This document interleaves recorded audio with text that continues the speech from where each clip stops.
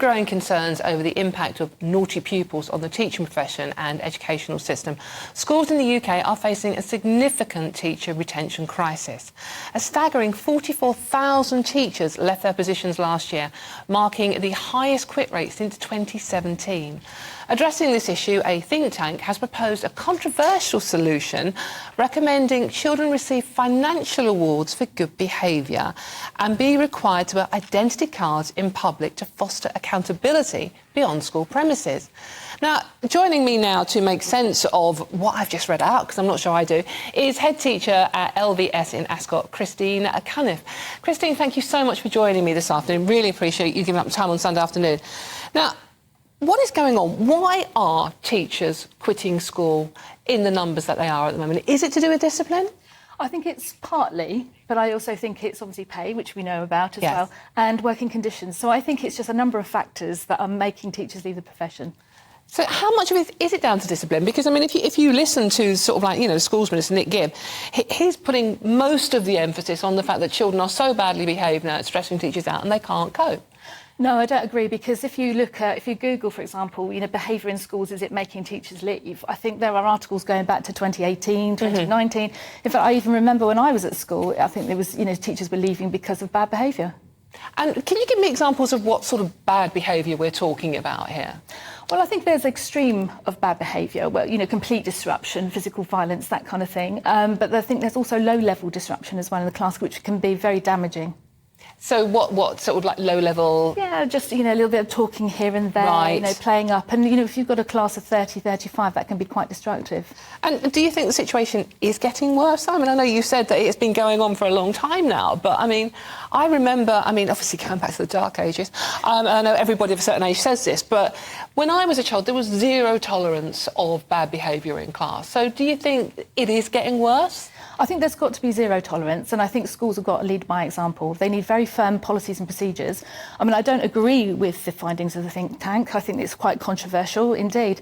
But I think, you know, as long as the teachers set out their stall and say, this is my ship and this is how it's going to be run, and you will abide by those rules, then we should be getting it right. Have you ever personally experienced very bad behaviour? When I first started teaching, this was like 30 years ago, I worked in a very demanding state school up in Hertfordshire, and I did experience extreme behaviour there, and it was probably one of the reasons why I actually did leave 3 years later. Oh, really? What happened? Oh, just, you know, I mean, I don't want to go into the details because obviously it's quite confidential, but, you know, there are things where children just don't want to be there. They will go out to disrupt and, you know, to give teachers a hard time. So, you know, I did go to a state grammar school afterwards, you know, for 7 years, and, you know, children are going to be badly behaved. They're growing up. They're going to test the boundaries. How much responsibility do you think parents should take for this as well? Well, I think, you know, parents, you know, it starts at home, because schools have children for 6.5, 7 hours a day. Then they're with their parents for 18 hours a day. But I was just talking to Stephen there in the waiting room, and he was saying, you know, that a lot of the schools, you know, there's children who don't have parents, and that's tragic, and they are moved around, and they don't have role models, and they don't have that grounding at home. And I think that's where maybe the government focus should be, to try and help these children. Yeah.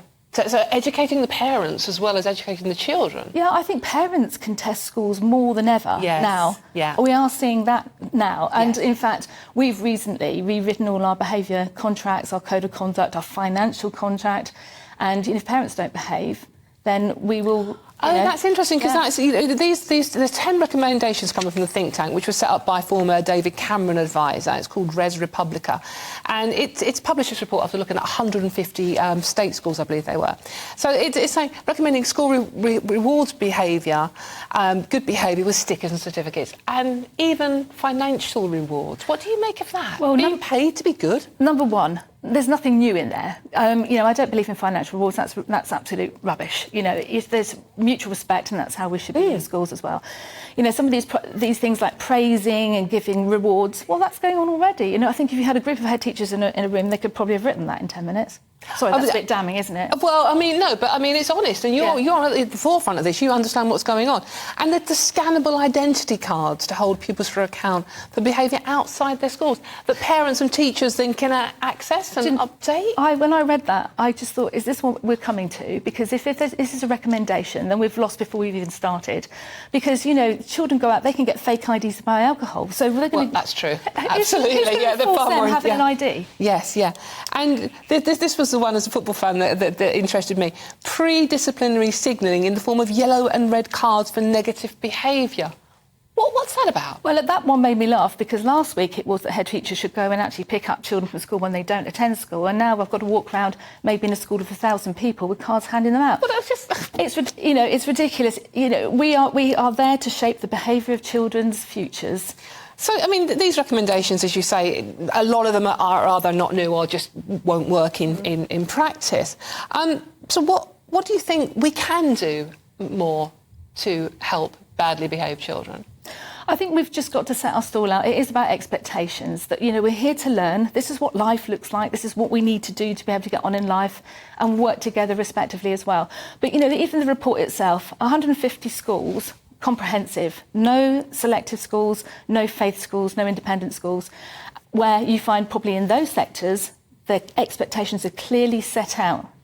And Christine, there's one question I just have to ask you. We're running out of time, unfortunately, because it's a very good... It's something that really everyone's got an opinion.